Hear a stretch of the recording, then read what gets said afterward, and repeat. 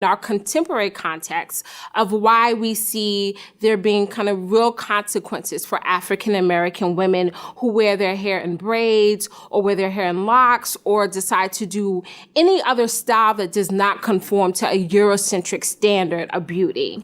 Hey y'all, welcome back to my channel. We're back with part 2 of the natural hair representation over the decades docu-series that I'm doing here on my channel. So in part 1, I chronicled the 1960s and 1970s, and today y'all know what we're getting into. We're talking about the 1980s and the 1990s. So if you missed part 1, the 1960s and 1970s, it will be linked in the description box below for your viewing pleasure if you would like to check it out. So let's roll time back to the 1980s. The 1980s had a lot of pivotal moments for the Black community. In the 1980s, Black folks did a lot of things people thought would never happen. In 1982, Michael Jackson released his album titled Thriller, and the world literally stopped. The album has so many hits, and it went on to become one of the best-selling albums of all time. Something evil's lurking in the dark. Wanna stay alive, better do what you can, so beat it, just beat it. I said don't mind, but what do you mean I am the one? Michael Jackson's Thriller album is still one of the best-selling albums of all time, and we're now in 2019. So this moment in history is so monumental, but it's the album cover that I want to focus on for this part of the video. So on the album cover for Thriller, you can see Michael Jackson donning his curly cues. This hairstyle was probably one of the most popular styles to come out of the 80s. My mama had it, yo mama had it, and it's called the Jerry curl. The Jerry curl was invented by Jerry Redding, and the Jerry curl gave your hair a loosely curled, high shine look. That bad boy was so shiny, it was like grease. It would get everywhere on your pillows, on your sheets, on your couch. It was a very glossy finish. It required a 2-part application to achieve its look, consisting of a softener to loosen the hair, and also a solution to set the curls. Although this style was made widely popular by the cover of Michael Jackson's Thriller album, the first Black artist to rock this style is actually credited to Edmund Silvers. He rocked his Jerry curl on the cover of his 1980 album called Have You Heard? A lot of people rock this new hairstyle, many artists. The hairstyle can be seen in movies. It was one of the most popular trends of the 80s. But the 80s also birthed the rise of braids and cornrows.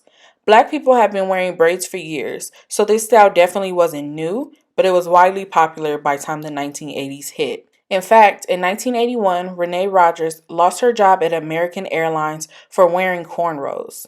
She would later sue in what would be known as the Rogers versus American Airlines.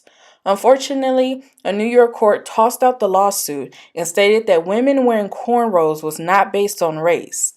The court also stated that American Airlines was not discriminating against her because she's a Black woman with braids, but because Rogers didn't start wearing her hair braided until after Bo Derek popularized, quotation marks, cornrows in the 1979 film 10. The Bo Derek cornrow situation can be a whole video in itself, so I won't even go there. But we obviously know Bo Derek didn't popularize anything. In fact, she stole the style from many Black women that came before her that was rocking cornrows. But like I said, that's a whole nother video. The 1980s also brought us big hair. When I think of the 1980s, I think of big hair and colorful makeup. Thanks to Salt and Pepper, the 80s was also filled with short styles. Those shortcuts are actually really cute. I would rock it today, I can't lie. The most iconic image to me of big hair in the 80s was definitely Whitney Houston's video for I Wanna Dance With Somebody, which was released in 1987. Clock strikes upon the hour and the sun begins to fade. That look was iconic and it's classic 80s. The 80s is one of the most iconic decades because of the fashion and the hair. So many Black women wore their hair very proudly in the 60s and the 70s. And I feel like when we came around to the 80s, we got more into protective styling with the braids and the cornrows. And then we went more into like the big, voluminous, crazy, wild hair. It was literally iconic. It's actually one of my favorite decades to look back at pictures of and stuff because I just feel like they were having the best time. So the 1990s started off on a sour note. In 1991, Rodney King was brutally beaten by police officers. He had horrible injuries, including a fractured facial bone, a broken ankle, and multiple bruises and lacerations. The Los Angeles County District Attorney charged 4 officers, including 1 sergeant, with assault and use of excessive force. The jury acquitted all 4 officers of assault and also acquitted 3 of the 4 officers for excessive force. Because of the acquittal of these officers, the city of Los Angeles was ignited, and that started what is known as the LA riots. It was just a wild time. But as you can see, this stuff is still going on today, and we're in 2019 already. So as you can see, history is just really repeating itself, which is really sad. So the Los Angeles riots lasted 5 days, and the acts done in those 5 days included setting fires, destroying liquor stores, grocery stores, retail shops, and fast food restaurants. White and Latino motorists were targeted, and some even pulled out of their cars and beaten.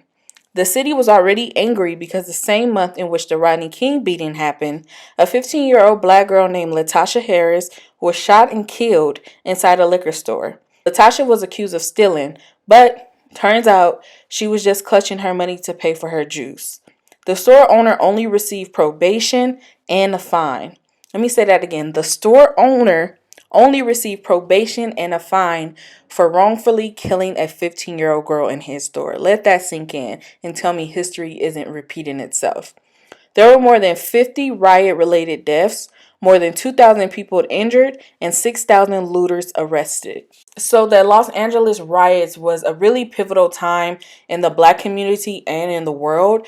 It was one of the first time I feel like the black community really reacted in such a way that got everyone's attention, like not just the city's attention, but like on a national level.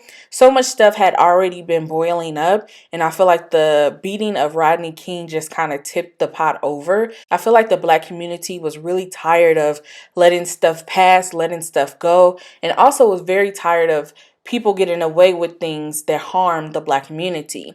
So that's why the acquittal of those police officers involved in the Rodney King beatings was such a blow to the black community, and they retaliated in that way. But with so much bad stuff going on, there was also some good stuff happening. The iconic group TLC released their debut album, Ooh, on the TLC tip in 1992. They came into the music scene with baggy clothes, backward hats, and condom as glasses. I know a lot of people was probably looking at them like, what's going on? Looking back, is so iconic, super dope.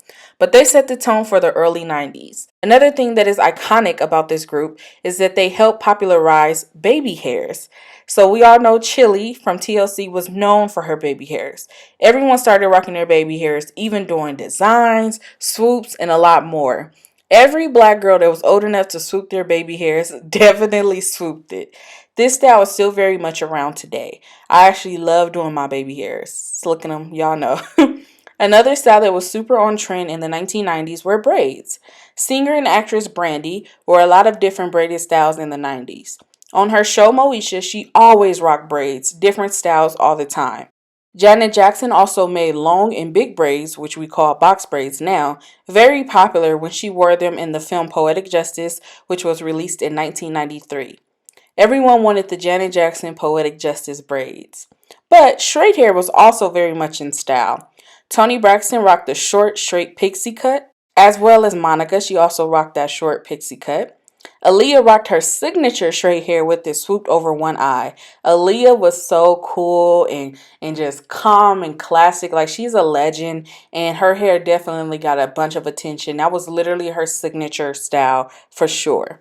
Maya wore straight hair with twisties in the front. I used to love twisties. Straight hair was definitely in the 1990s. But toward the end of the decade, natural hair was dominating again. Lauryn Hill, the iconic Lauryn Hill, popped on the scene with the Fugees, which consisted of Lauryn Hill, Wyclef, and Pras. While in the group, Lauryn rocked many natural hairstyles from Bantu knots, which I love, TWAs, and twist outs. These hairstyles fit perfectly with Lauryn's sweet vocals. Another artist who was on the rise was Erykah Badu. Erykah released her debut album Baduizm in 1997, which is actually one of my favorite albums of all time. That album is classic for me.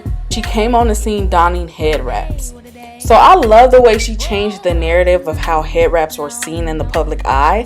Because when you thought of head wraps, I'm not gonna lie, you thought of like Aunt Jemima, your grandma, you know how they would wear head wraps. You didn't really think of wearing them as fashion pieces. But Erica helped change the narrative of head wraps only being for in the house or cleaning up. And that's huge considering so many people now wear head wraps for fashion. So with the natural hair movement back, the 2000s and the 2010s carried natural hair more than ever before.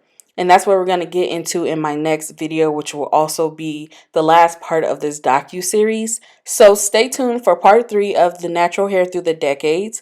Please subscribe, share, and like this video if you liked it. Don't forget to follow me on Instagram. Hope you guys enjoyed this one as well, and I'll see you in my next one. Don't forget to subscribe, you guys. Bye!